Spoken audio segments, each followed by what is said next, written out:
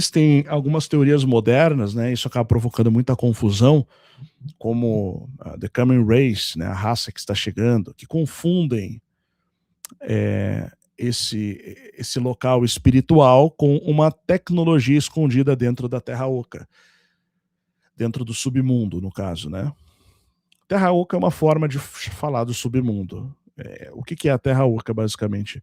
Partindo da premissa ou da teoria científica atual, que a Terra é uma esfera voando no universo, né? Eles acreditam que, então, para existir o submundo, a Terra tem que ser oca, basicamente. Né? Mas antes de existir a visão atual, a cosmovisão atual, se falava em submundo, subterrâneo. Tá? Então, a questão da Terra Oca ela é mais uma adaptação cosmológica para a teoria do que propriamente um conceito original. Né? O conceito original falava de mundos subterrâneos. Né? E isso a gente vê claramente, né, na obra de Athanasius Kircher, Mundo Subterrâneo. Mundo Subterrâneo. Que tem essa ilustração aqui. Deixa eu ver se ela voltou a aparecer.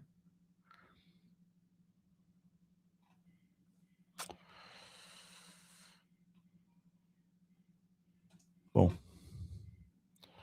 não achei onde ela estava antes, mas enfim, seria um desenho assim. Ele é um jesuíta, né? Foi um jesuíta. Está bem ruim essa imagem aqui. Mas seria essa imagem aqui, ó.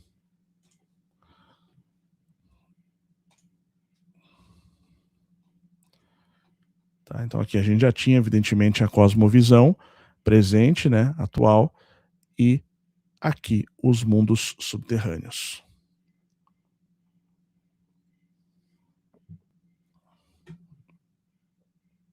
Tá. Voltando, então,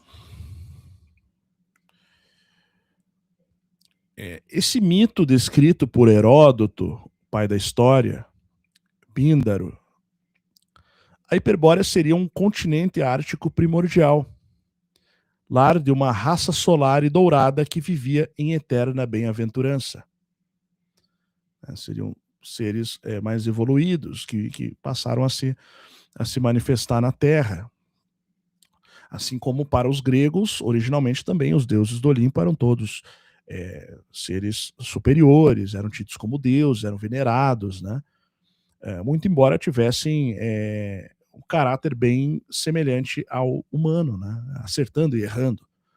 O que a gente tem de diferente, basicamente, do paganismo para a visão judaica e cristã, o principal elemento que divide uma crença das outras a visão cristã e a visão judaica, ou judaico-cristã, judaica e cristã, é o elemento da santidade, da divindade. Então, o Criador, ele é o Pai, né, no cristianismo, o Criador, na visão, na forma como é tratado no judaísmo, ele é basicamente santo. Né? Então, você tem lá os seres celestiais em grandes exércitos celestiais, não num panteão, mas um exército com milhares e milhares e milhões. O termo é miríades e miríades. Onde você tem os anjos adorando e dizendo, os anjos e santos, né, dizendo, santo, santo, santo. É o Senhor dos exércitos, né, Adonai Elohim Sabaoth, ou Adonai Sabaoth, né, Zevaot, enfim, não sei a pronúncia exata, não é minha especialidade, mas eu sei o que está escrito. Então, é o Senhor dos exércitos e toda a terra está cheia da sua glória, isso é cantado, entoado, né? E você tem cada vez mais, quando sobe os níveis da hierarquia celeste, sobe o nível no sentido de qual está mais aproximada do Criador, né? Você tem os seres sempre entoando e cantando, serafins dizem isso, né? Sabe aquela passagem que fala que com duas asas cobriam o rosto, com duas cobriam os pés e com duas voavam, eles diziam santo, santo, santo, né? O principal atributo é a santidade.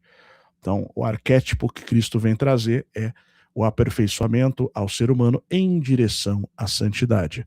Então, no paganismo, você não tinha isso, basicamente, né? Você tinha, sim, alguns oráculos, você tinha algumas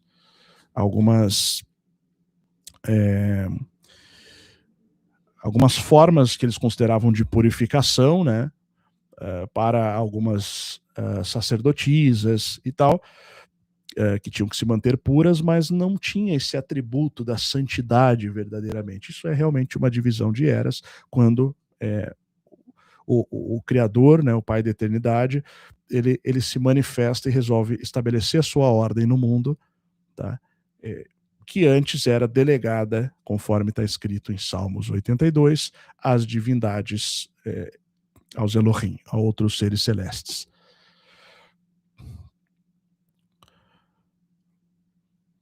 Deixa eu só verificar aqui.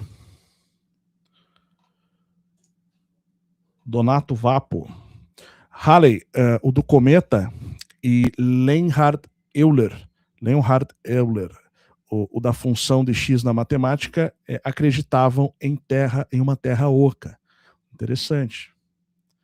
Interessante. Muito bom. Deixa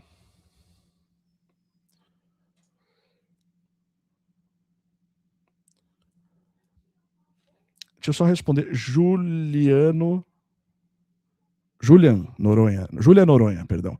O que aconteceu com aquele app que dava para nós sermos exploradores, indicando possíveis ruínas pelo Brasil?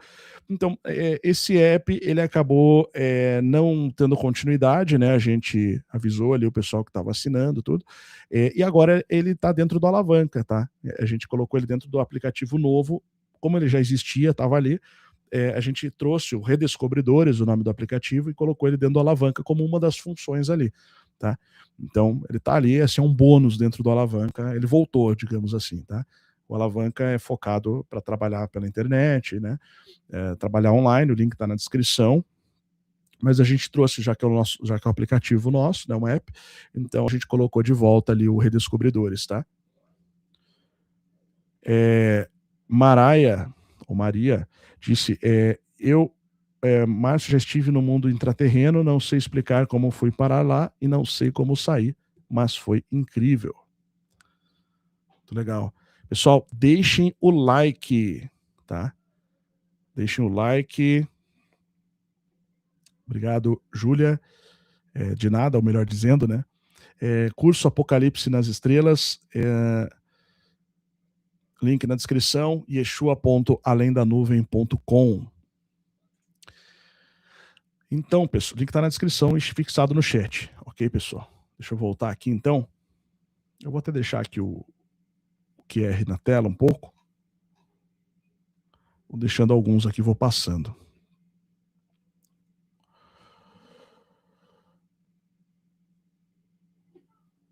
Vamos voltar.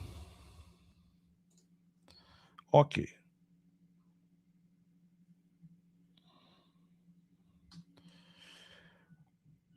A grande síntese: o guerreiro do norte equivocado. Então, nessa leitura esotérica, figuras como Trump são vistas como arquétipos do guerreiro do norte, tentando restaurar a ordem hiperbórea. Contudo, ao buscar essa restauração através de meios materiais, como compra de território, força militar, eles caem na armadilha do submundo, no sentido negativo da coisa. Então eles buscam trazer algo celestial, né, que originalmente acreditava-se ser, pela mitologia, mas escavam em direção ao inferno, o caos inferior. Assim, é mais ou menos o seguinte, pessoal. O que você acha que vai acontecer se você acredita, por exemplo, que o querubim ungido que caiu do céu, que é chamado Satanás na Bíblia, de repente ele caiu lá para o interior da terra. E você acredita que esse ser é um ser de luz, porque ele foi um ser de luz um dia na cronologia dos deuses mesmo, desses seres celestiais. E só que acontece que ele caiu. Então você tem algum seguidor de uma ordem que acredita nele, e esse cara vai querer abrir os portais para que o grande querubim ungido, né, que era o mais belo entre os seres celestes, aquela coisa toda, para que ele volte para a Terra, para a gente ver esse alvorecer dourado. Bom, acontece que ele passou tempo demais no submundo, ele não é mais o mesmo. Né? Por isso você tem uma representação do anjo do abismo chamado Apolo, que era um ser belíssimo na mitologia grega, sendo liberado como o anjo do abismo. Deixando claro, eu não sei se eles são o mesmo ser. Eu sei que o apóstolo João usou o mesmo nome. Tá? Então ele usa do nome grego Apolion. Pode não ser o mesmo, pode ser uma coincidência, mas fica a reflexão aí, né? O Kali Yuga é a profanação. A gente tem a besta multipolar, que é a manifestação da política do Kali Yuga. É a manifestação do caos e da destruição, de fato. Por isso usa o símbolo do caos. Né? A era final de conflito e degeneração. E ela vem para destruir a Grande Babilônia mesmo. Ela vem para implodir a Grande Babilônia. Tá. Em Apocalipse também é dito que essa besta ela vem, ela destrói a Grande Babilônia, o sistema entra em colapso, o sistema econômico e cultural, e substitui por outra coisa, que é o que vai entrar. A gente consegue ter uma ideia disso, do que já acontece na Ásia. Em algumas ditaduras ali ao redor da Rússia, países que faziam parte da antiga União Soviética, e na própria Rússia e na própria China, né? Então, a gente tem uma ideia disso. Como isso vai, como eles almejam fazer isso no Ocidente, eu realmente não sei dizer. Tá? Marco Silva disse: Márcio, tinha ouvido em outra live, vocês vão abrir uma faculdade com esses conhecimentos? Me interessa em fazer, moro em São Paulo. Muito legal, né? Nós também estamos em São Paulo. Então, assim, a questão da faculdade, a gente já tem, na verdade, o CNPJ, né?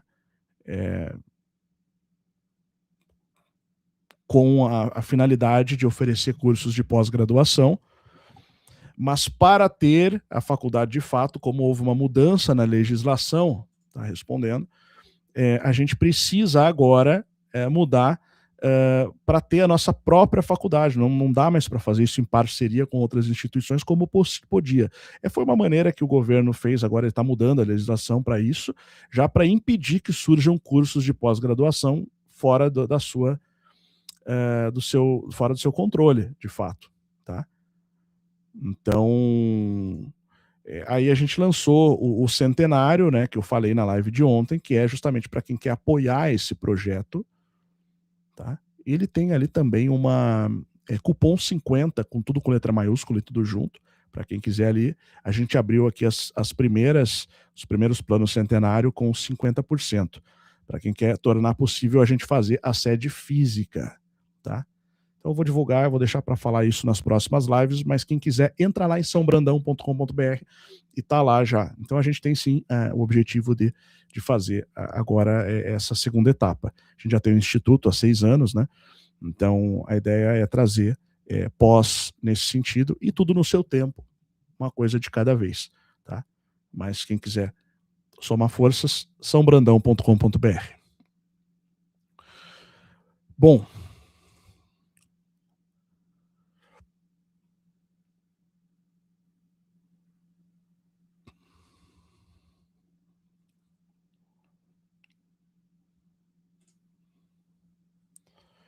então, pessoal, a Kali Yuga, a gente tem a manifestação da besta multipolar, acaba sendo, ou melhor, a besta multipolar é a manifestação política do Kali Yuga. Tá? É a era final de conflito e degeneração. Claro, a gente já vem do estabelecimento da antiga nova ordem mundial, e a gente vai ter a substituição pela nova ordem mundial. Tá? Tem a antiga e tem a nova. Tem aquela que o pessoal taca a pedra, que é dos globalistas, aquela coisa, achando que eles são ameaça. Não, eles não são ameaça porcaria nenhuma. Eles já são a ordem estabelecida e, desculpa dizer, quando a outra chegar, você vai sentir saudade da velha. A verdade é essa, tá? Não sou um simpatizante, não gosto dessa ordem estabelecida, mas o que está vindo aí, com certeza, o que estão tentando implementar é muito pior. Tá? É muito pior. E a gente vai ter aí uma grande mudança, né? Então, mas o fim da Babilônia, a queda dessa Babilônia, dessas democracias liberais que a gente tem, do sistema econômico, é inevitável, isso é profético, né, pelo menos do ponto de vista apocalíptico, né? Algumas pessoas falam assim, como é que você tem todo esse conhecimento e você ainda acredita na Bíblia, você acredita, né, nesses livros? Veja bem, eu não vou ficar me explicando em relação a isso, mas eu posso dizer que eu já fiz uma série de lives e vídeos trazendo toda a lógica da filosofia providencialista, da ação providencialista e de certas confirmações que acontecem em relação às escrituras, principalmente, até o fato da tradução para o grego na Vulgata, que foi feita na Biblioteca de Alexandria, tem também uma história interessante que conta que os 70 sábios judeus que foram levados ao farol de Alexandria,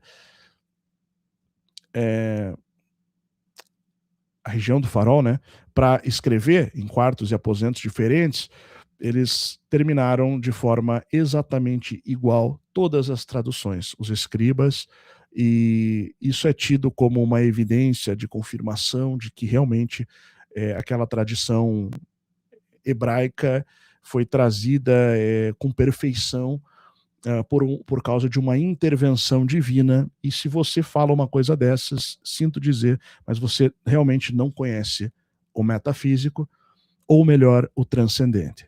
Você pode até conhecer o metafísico, mas se você não conhece o transcendente, então você está aprisionado ao cosmos e fadado ao fim do cosmos, ao fim da era.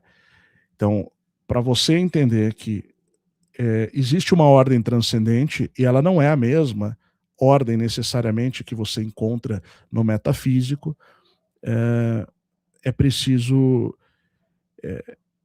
ver, é preciso vivenciar, é preciso ter certeza, tá? Então, assim, se você não tem essa convicção, essa certeza, não vou ser eu falando que vai fazer você mudar de ideia. Posso trazer infinitos argumentos, como já trouxe. Tá? Então, assim, sim, de fato, eu prefiro acreditar num livro de 2000 anos, mais ou menos, desde que o Novo Testamento passou a ser configurado, e muito mais quando se trata do Velho Testamento, e que foi repassado e que se tornou a base da civilização, especialmente ocidental, do que acreditar no que disse uma mulher lá que veio da Rússia no final do século XIX e que começou a fazer releituras de tradições antigas e transformou aquilo numa linha esotérica. Ou então acreditar no que disse lá um discípulo de ideias peronistas lá na Argentina e escreveu uma ficção onde ele diz basicamente que no final das contas, que é a linha dos neognósticos que acreditam em uma das deturpações em relação à hiperbórea, que no final das contas você precisa se juntar, esperar o apocalipse, e quando ele chegar você vai se unir com uma horda de reptilianos a serviço de Lúcifer, e esse é o lado certo da história. Então é mais ou menos por aí que vai chegar o embaixo do buraco, né? O mais embaixo lá onde fica, dentro do buraco, que é o que eles tentam pregar e falar basicamente como se fosse a coisa mais normal do mundo. Então, se ao mesmo tempo eles falam que a Bíblia deve ser negada, não deve ser levada a sério, ao mesmo tempo eles acreditam em ficções baratas que não têm 50 anos, que foram escritas e que invertem toda a tradição, subvertem, invertem, pervertem, e são apenas, ou se trata apenas de mais uma entre tantas linhas que tentam fazer isso desde que a tradição existe. Porém, ela sempre prevaleceu. E quando algo prevalece subsequentemente ao longo de 2 ou 4 mil anos, Novo e Velho Testamento, respectivamente, é porque há, sim, uma intervenção do sagrado nesse sentido. E somente você tendo contato com esse sagrado é que você vai entender a veracidade disso que eu estou falando. Eu, como eu falei, eu fui budista tibetano, eu lia, eu meditava, e eu não tinha essas convicções porque eu não tinha a experiência e eu não tinha passado por nada que tivesse me conectado. A partir do momento que eu tive esse contato, essas percepções, isso se tornou para mim uma verdade inabalável. Então, em outras palavras, isso se tornou a fé. A fé é a convicção daquilo que se espera, ou a certeza daquilo que se espera, e a convicção dos fatos que não se veem. Tá? Então, é preciso ter uma conexão genuína com o sagrado para você poder ter a fé. Né? Então, faz parte do indivíduo também. Agora, mais do que isso, não tenho o que eu falar em relação a essa questão. Tá? Mas fique livre para acreditar no que você quiser, ninguém é obrigado a acreditar nas mesmas coisas que eu, né? Assim como eu, felizmente, também não sou obrigado a aceitar qualquer parafernália ocultista como verdade absoluta, e não vou. Tá? Então, a tentativa de dominar os portais divinos, para concluir, eu fico com a tradição. Bom, a tentativa de dominar os portais divinos com tecnologia é a inversão final.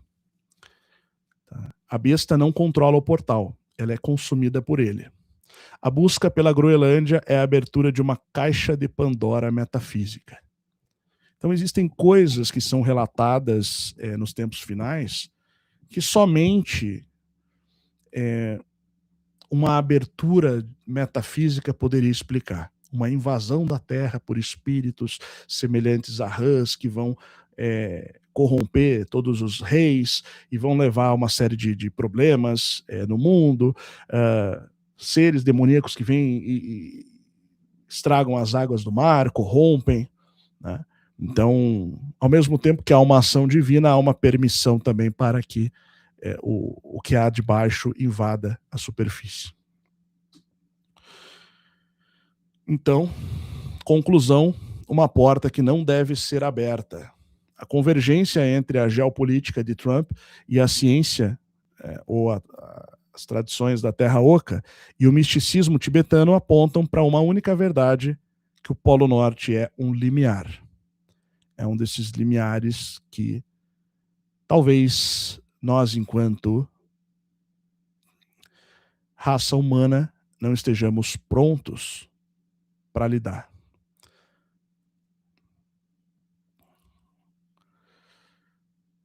Então,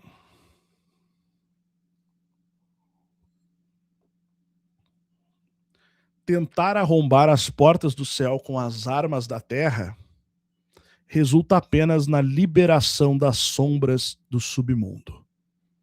Tá?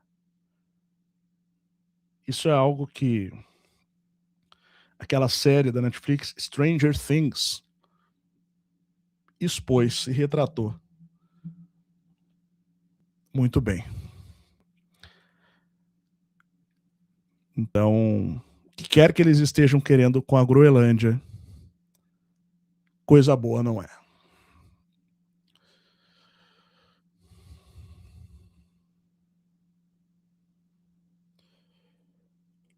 Para a gente ver aqui, então. Bom, eu vou.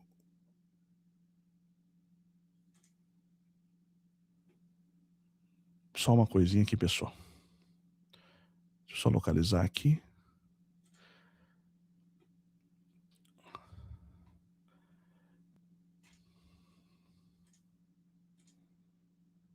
Deixa eu ver se vai abrir aqui. Abriu. Tá. O portal do Polo Norte, essa conexão esotérica, A besta multipolar disputando acesso e controle do portal. A síntese final, conflito cósmico, a batalha pelo portal, a busca por reviver a utopia hiperbórea, arrisca liberar forças caóticas do submundo. As 4 lentes místicas. O simbolismo de Genon, o eixo do mundo.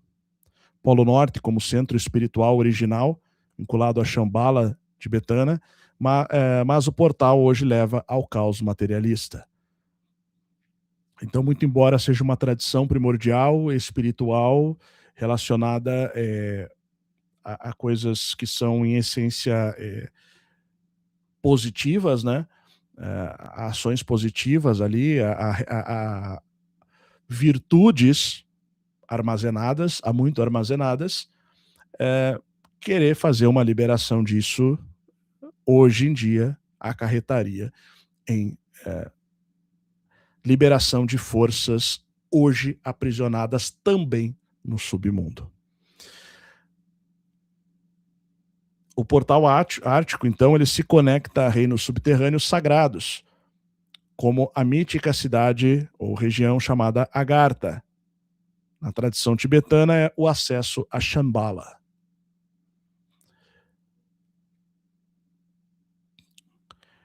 E aqui a gente tem um mito da Hiperbórea como berço espiritual. O Polo Norte é a entrada para uma espécie de paraíso perdido, lar de uma antiga raça dourada de seres. Pelo menos é o que acredita-se. Pelo menos é o que os gregos acreditaram. Então aqui a gente tem a união dessa crença com o paganismo. A veneração aos deuses gregos, a veneração aos seres que são geneticamente, vamos dizer assim, ou etnicamente, em um nível metafísico, não apenas físico, ligados às divindades gregas. Literalmente seus filhos e filhas, né? Literalmente aqueles que podem ser, ou poderiam até ser confundidos com os valentes da antiguidade relatados em Gênesis 6:4. A veneração do paganismo, ela não deve ser demonizada, evidentemente, porque as tradições, elas já existiam no mundo, e a verdade é que elas não foram substituídas pela força. Tá? Houve um processo de conversão da humanidade. Quando você estuda, e isso é acadêmico, né? O que eu quero dizer assim, não é porque a academia diz é verdade, mas assim, a academia nesse caso reconhece, apesar de todos os seus vieses, ela reconhece, apesar de todo o discurso contra os abusos cometidos pela igreja, na Inquisição, aquela coisa, né, que a gente sempre escuta na escola, apesar de todo o discurso revolucionário, materialista, pós-separação da igreja e do Estado, que as sociedades discretas do pessoal do Avental do Gmail criaram, as sociedades discretas do Compasso e do Esquadro criaram, apesar de toda essa narrativa contada, a academia reconhece ainda assim que os bárbaros se converteram porque eles quiseram. Tá? Os reis foram convertidos, os pagãos foram convertidos dessa forma. Se você estuda a conversão, vamos pegar um exemplo aqui de Constantino. Constantino tem aquela visão da cruz no céu, sob este sinal vencerá. Mas paralelo a isso, a sua mãe foi convertida ao cristianismo por causa de revelações celestiais. Então ela deixa o paganismo, se torna cristã. Na era em que o Império Romano perseguia cristãos e levava para o Coliseu, para serem devorados por leões. Então, a partir dali, o cristianismo deixa de ser perseguido. O mesmo vai acontecer posteriormente na Roma Ocidental, quando ela cai, e os bárbaros, que são os não gregos, são muitos povos, que são, né, o termo significa não gregos, basicamente, dominam o território ocidental. Derrubam Roma no ocidente, Roma cai, e a partir do século V a gente tem uma tomada pelos bárbaros, e o que sobra da Roma cristã no ocidente, basicamente, são ordens monásticas, são monges, que evidentemente não tinham força para poder converter os reis. Tá? O que aconteceu, em muitos casos, foram situações pontuais onde o divino se manifestou na terra através dos reis e, posteriormente, dessa forma, convertendo os povos.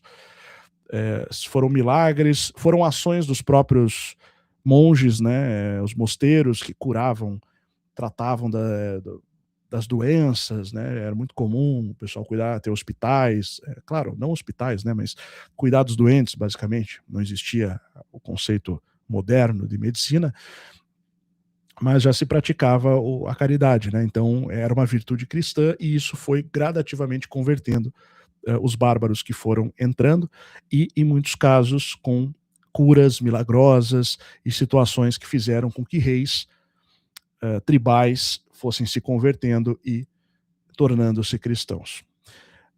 A ação verticalizada da igreja, no sentido de proibir o paganismo, é uma coisa bem posterior. Tá? Isso aconteceu posteriormente. A sociedade, ela se torna, a sociedade da época, e o termo é anacrônico, tá? Não é uma sociedade, é uma cristandade que se forma. O termo sociedade não cabe aqui, mas para a gente adaptar a nossa linguagem, a sociedade da época, que era a própria cristandade, posteriormente ela vai começar a combater e proibir outras crenças. Mas isso é um processo que acontece bem depois. Tá? Então, é um processo posterior. Inicialmente há, de fato, essa conversão dos bárbaros, né? E tem coisas que simplesmente acontecem na Terra dentro de uma lógica transcendente, visando longo prazo para que as coisas comecem a se transformar e se assentar, tendo em vista o estado altamente corrupto da superfície terrestre, da vida na superfície terrestre. Né? Esse estado de corrupção, evidentemente, ele demanda um plano de longuíssimo prazo aos nossos olhos. Você não muda o mundo em uma geração. Você não santifica o mundo em uma geração e, na verdade, segundo a lógica divina, não vai haver isso até o fim dos tempos. Na verdade, você vai ter a santificação de uma parte da humanidade e uma parte menor. Tá? Assim, é uma porta estreita que poucos a encontram e vão sendo separados.